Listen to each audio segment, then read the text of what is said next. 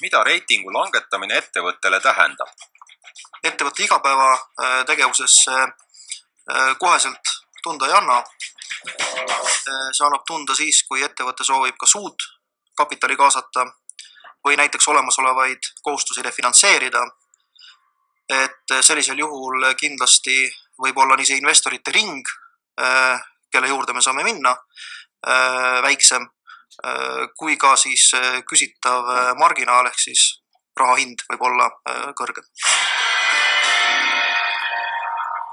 Usalduskrediidi ehk siis krediidireitingu langemisel jääb vähemaks nii tantsu kui äripartnereid ja laenamine muutub kallimaks. Krediidireiting on kaalukas näitaja. Vaatame õige, mida ta endast täpsemalt kujutab.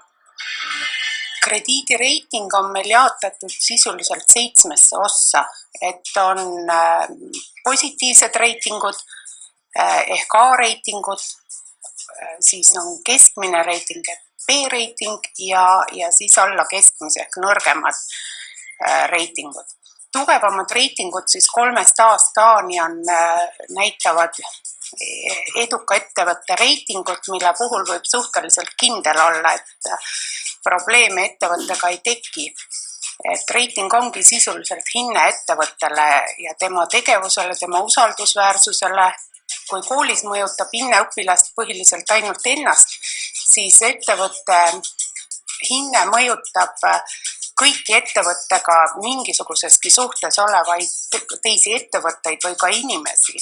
Et kuna ikkagi äris on enamus suhetel põhineb rahast, siis loomulikult on kõik osapooled alati huvitatud, et nad oma raha siis ka tagasi saaksid õigeaegselt.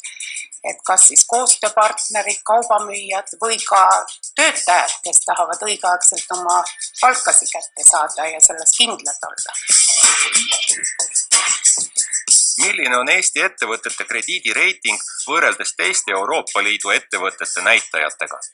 Eesti on selles osas väga heas olukorras, et oleme teinud koostööpartneritega koos erinevaid uuringuid ja me võime Eesti liigitada julgelt Kesk-Euroopa ja Põhja-Euroopa tasemele.